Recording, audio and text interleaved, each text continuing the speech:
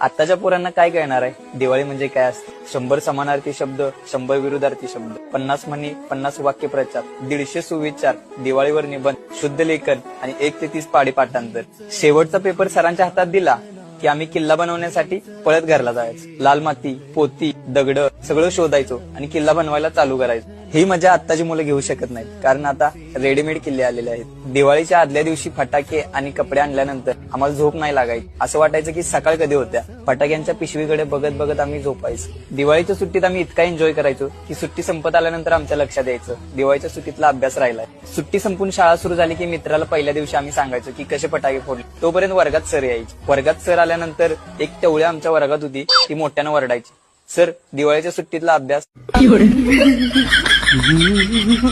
आणि ती स्टीलची पट्टी पण घेऊन यायची. आणि माझा कधी दिवाळीत अभ्यास पूर्ण नसायचा. पहिल्याच दिवशी मार खायचा.